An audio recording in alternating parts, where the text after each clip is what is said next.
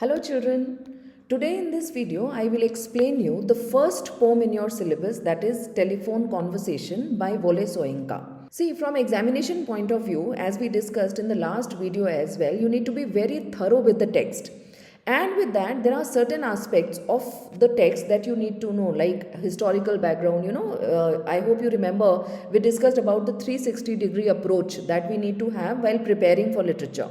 So, I will try to cover all those points that you need to know about this poem so that you can handle all the questions efficiently, be it the MCQs or completion of sentences or even 5 markers and 10 markers. So, let's begin. Telephone Conversation by Wole Soyinka. So, Wole Soyinka was born on 13 July 1934 and he is a Nigerian playwright, novelist, poet and essayist in the English language. He was awarded the 1986 Nobel Prize in Literature for his wide cultural perspective and poetic overtones fashioning the drama of existence. Now you see, that way you are never asked any direct question about the poet or the author or the writer. But yes, two things which you have to keep in mind from examination point of view. Number one, you should know about the writer, like you see which writer wrote which text which is there in your syllabus. Now the next thing is this important information that he won Nobel Prize in Literature in 1986. This is also another an achievement of Wole Soyinka that you should know, because he was the first sub-Saharan African to win the prize in literature. Even in July 2024, the president renamed the National Arts Theatre. He announced it in his tribute, and he wrote to celebrate Soyinka in commemoration of his 19th birthday. If we talk about the poem, appearing initially in the collection Modern Poetry from Africa 1963, the poem is a provocative satire of racial prejudice, misguided civility, and the power of language. Now these three are the basic themes of the poem that we can talk about. One is provocative satire. Why provocative? Because somehow there is a kind of provocation that we feel. The landlady, the way she is talking to the narrator, to the speaker is provoked by that kind of conversation. Then satire. Why? Because actually it is sarcastically condemning the idea of racial prejudice. Misguided civility. Of course, as civilians sometimes we are misguided by wrong notions that we adopt in our life and in our nature. So that, as we see, that the landlady is the victim of this misguided civility. And the power of language, another very important theme of the poem. Why? Because you see, it is through the language only that the speaker comes to know about the intent of the lady, that the lady is so highly prejudiced, as she was asking about the color of his skin as soon as she came to know that he was an African. On the other hand, it is through the language of the speaker only that he is able to demonstrate, he is able to tell the lady that she is lacking in humanity. Alright. So the poem describes a phone call between a landlady and the speaker, who is black, about renting an apartment. The landlady is pleasant until she learns that the speaker is African, at which point she demands to know how light or dark the speaker's skin is. In response, the speaker cleverly mocks the landlady's ignorance and prejudice, demonstrating that characterizing people by their skin color diminishes their humanity. So this is the message that the poet wants to give. Characterizing people by their skin color.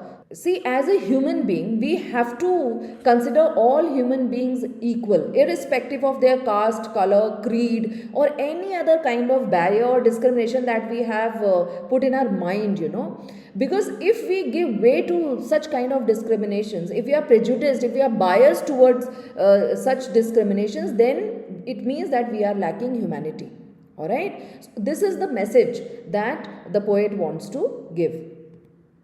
Now, if we talk about the historical background of the poem, which you really need to understand for the better understanding of the text, you need to understand what kind of scenario was there in Africa at that time when the poem was written, and why is it that the lady is having such kind of prejudice. So, in 1960, Nigeria received independence from England, though it was not until 1963 that Nigeria broke free completely to form a republic.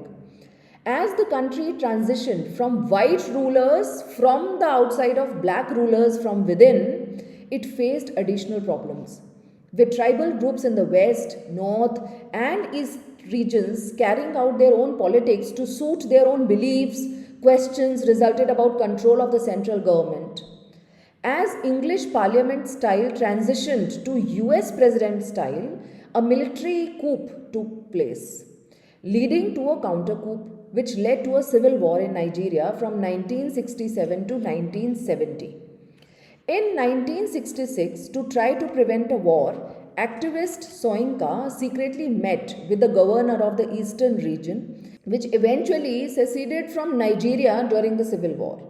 As a result of the war and his involvement with the governor, Soyinka was imprisoned for almost 2 years until the end of the war.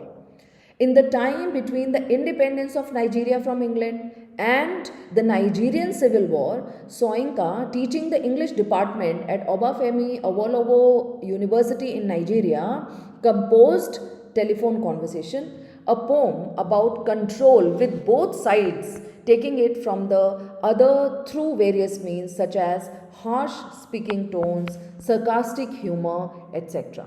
So this is what he has tried to highlight it, which he himself must be facing and which he himself must have observed in the society at that time.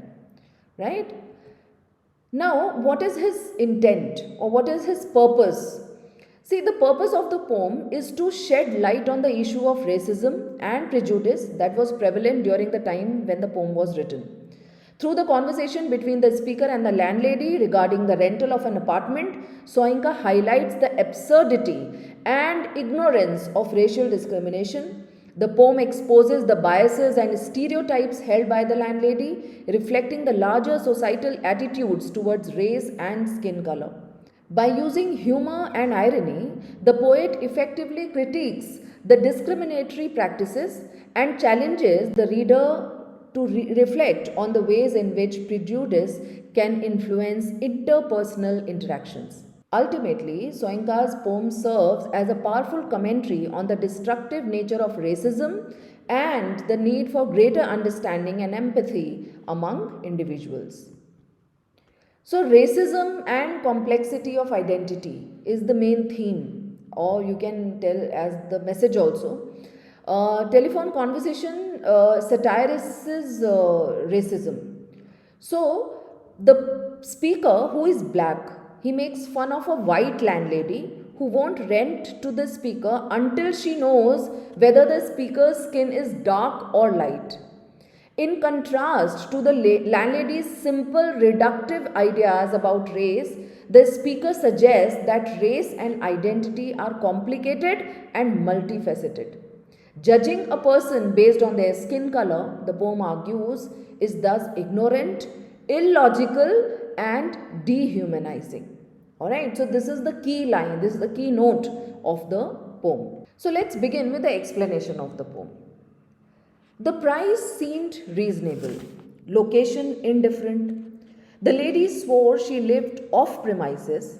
Nothing remained but self-confession. Madam, I warned, I hate a wasted journey. I am African.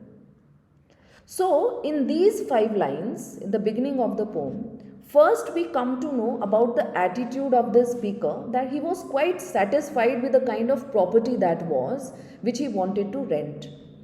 So, what were the factors that he was considering? As a tenant, he was, first of all, the price. So, the price seemed reasonable. Location also indifferent, not particularly good, not particularly bad. The landlady swore she lived off premises, so she was not at the rental property, which was another factor fascinating for the tenant. Nothing remained. Now, there was no other point which remained to be confessed. He agreed on every other point, but then there was a self-confession that he wanted to make. And after that in his dialogue it is written, Madam, I warned. So that was a kind of warning he was giving.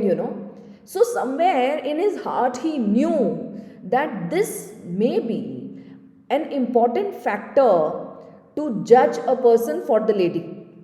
Alright, for the lady it may be an important factor, and that is why he calls it a self confession. He wanted to confess, and he said that I hate wasted journey. It's not that, you see, I come over there and then you see me and then you take a decision. It's better, let me tell you in the beginning only, I am African. And he in a very straightforward manner, he tells the lady that he is an African. Silence. Silenced transmission of pressurized good breeding. Voice, when it came, lipstick coated, long gold rolled, cigarette holder pipped. Caught, I was foully.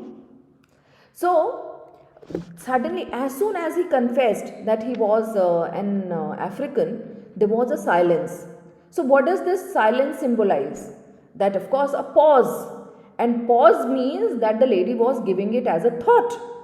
It means, it clearly indicates that it was very important factor for the lady, to rent her property to somebody. Silence transmission of pressurized good breeding.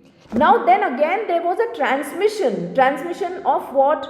Transmission of unspoken thoughts. There was some thought, that's why there was silence, that's why she took that pause.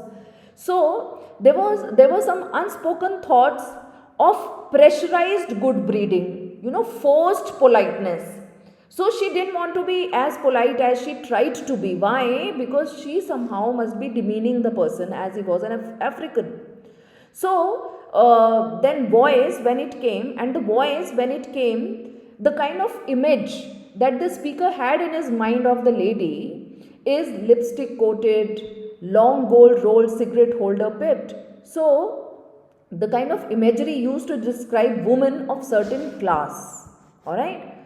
And then I was caught foully, in a treacherous manner, in an unfair manner. So it was as if he was caught. Why?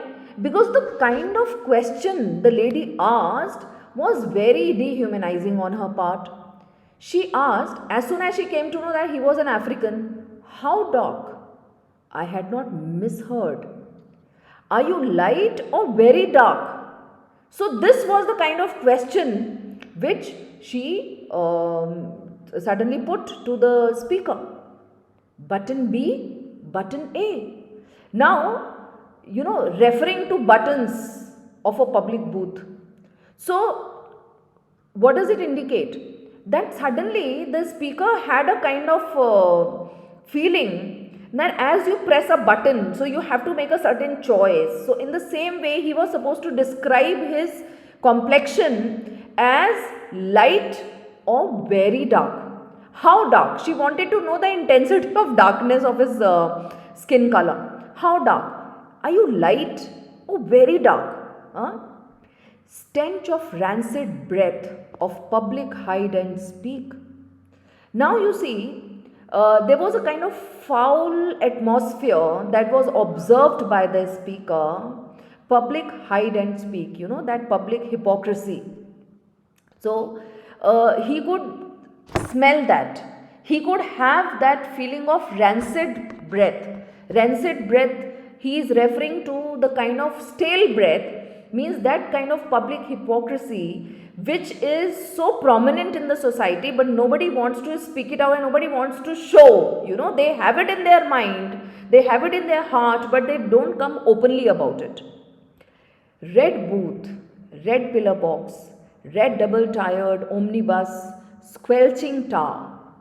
It was real, shammed by ill mannered silence, surrender. Now, red, color imagery has been used here. Red, which is a color of danger, red, which is a color of anger too. So he noticed everything red there. The telephone booth he was in, that was red. The pillar box was red on which the telephone apparatus was kept. Red double-tiered omnibus he saw, squelching tar. It was real. Shammed pushed dumbfoundment to beg simplification. So he was astonished to speak, to beg simplification, to request for clarity. And what kind of clarity the lady wanted? The lady wanted the clarity about his color. Considerate she was, varying the emphasis. She was considerate of her tone. She didn't want to be, very harsh. Why? Because as I told you, people have it in their mind, but they don't want to speak openly about it. At the same time, they are hypocrite. They are such a hypocrite. They do not want that people should think wrong of them. Okay, so she was varying the emphasis. The emphasis that she was putting on her tone, that was varying, that was changing. Are you dark or very light? Revelation came. You mean, now you see, suddenly the speaker realized that what is she asking? And now he was very sarcastic about it. He made fun of her also. He said, you mean like plain or milk chocolate? Now, as soon as he said that, because the lady is asking, how much dark are you? Very light or dark, very dark, what is it? So, he suggested a way to ask the color. Is it a plain milk or milk chocolate? What kind of color you ask? Her accent was clinical.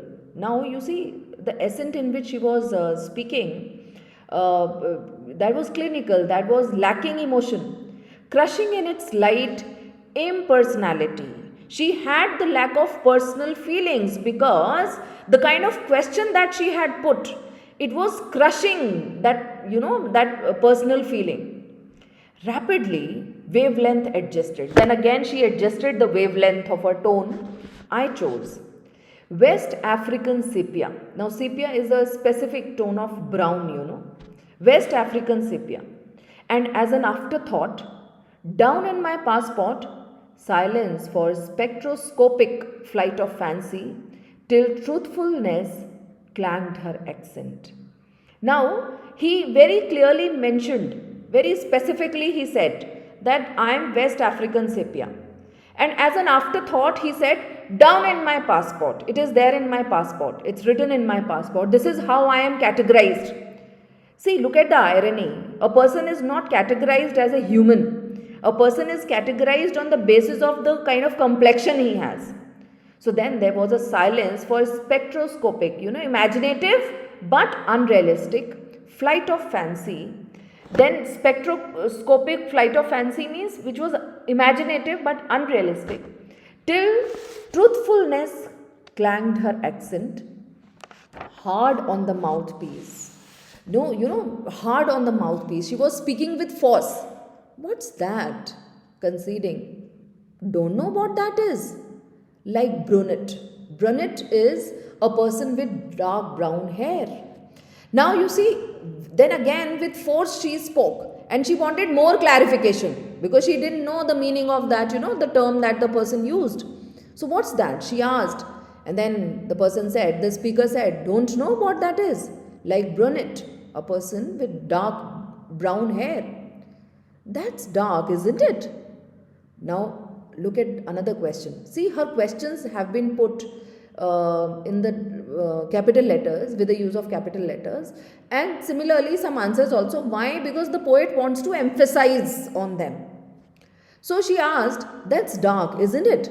He said, not altogether. Facially I am brunette, but madam, you should see the rest of me. Palm of my hand, soles of my feet are a peroxide blonde. Friction caused, foolishly madam, by sitting down has turned my bottom raven black. One moment, madam, sensing her receiver rearing on the thunderclap. About my ears, madam, I pleaded, won't you rather see for yourself? Now you see, he is being highly sarcastic here, mocking as well. And he said that when she asked about the darkness, that's dark, isn't it? He said, yes, facially I am dark. I am a brunette facially. But you see, the color of her skin is not same all over the body. And he said, like palm of my hand, soles of my feet, they are not brunette, they are peroxide blonde. Then friction caused, and somehow he was able to understand that, by sitting down, that and he even spoke about my bottom, raven black, dark shade. One moment, madam. Now he could sense that the lady is, putting the receiver with thunderclap. She is about to put the receiver with thunderclap. And he said, about my ears, madam, I requested, won't you rather see for yourself? Don't you want to see it yourself? So the lady doesn't even want to meet the person. The lady doesn't even want to see the person. What she is bothered about is the skin color, and that too how dark or how light it is. All right. So that's why the poem is specifically about racial prejudice. Now, if we talk about the form and structure of the poem, of course, it's a free verse with no particular rhyme scheme or meter. There is one large stanza packing heavy themes into a tightly packed 35 lines. So, we need to know about the symbolism. That cigarette holder that the speaker talks about, he describes the lady's voice by comparing it to a cigarette holder which acts as a symbol of wealth and privilege. The kind of image he has about the lady is belonging to that high society who is extremely affluent and at the same time, very much privileged. That is why she is much bothered about such small issues. Then peroxide blonde, the speaker's palm and foot soles are described as peroxide blonde, a color referring to very bright blonde hair that has been bleached. Broadly, this might symbolize whiteness, since blonde hair is often associated with white people. Now, when he says raven black, so in line 32 he tells the lady, my bottom is raven black. In other words, the speaker's behind is very dark in color, like a raven, a bird with jet black feathers. Ravens are traditionally associated with evil. Okay, so it symbolizes that. Now, if we talk about the rhetorical devices that have been used in the poem, of course, one is irony. The poem employs irony to highlight the discrimination faced by the speaker due to his skin color. The racist landlady's ignorance and prejudice are juxtaposed against the speaker's articulate responses, creating a sense of irony. Then satire. The poem satirizes racial prejudice and stereotypes prevalent in society. Through the absurdity of the landlady's questions and remarks, Soyinka criticizes the racist attitudes held towards black individuals. Then imagery. The poem utilizes vivid and descriptive imagery such as the blind white fish and luminous past tense photographs to evoke powerful visual and sensory experiences of the reader. This enhances the reader's understanding of the speaker's frustration and the discriminatory situation at hand. And then parallelism. Soyinka employs parallelism in phrases like red booth, red pillar box, red double tiered to emphasize the visual and symbolic significance of color red, which metaphorically represents both the speaker's anger and the landlady's bigotry. Repetition of phrases like how dark, are you dark, or very light, it serves to emphasize the lady's obsession with the speaker's skin color, showcasing her narrow mindedness and racial bias. Allusion. The poem makes subtle allusions to historical and cultural contexts such as the British colonial past and the legacy of racial prejudices. These references add layers of meaning and richness to the text, inviting readers to consider the broader implications of the speaker's conversation with the landlady. So, this was all about the poem Telephone Conversation. I hope you are able to understand the poem deeply. And I would suggest you to do all workbook questions and go through the specimen papers and the kind of question that have been asked from the poem so that you can prepare the similar kind of questions. Right? Thank you so much. Bye for now. And please don't forget to like, share and subscribe my channel. Bye bye.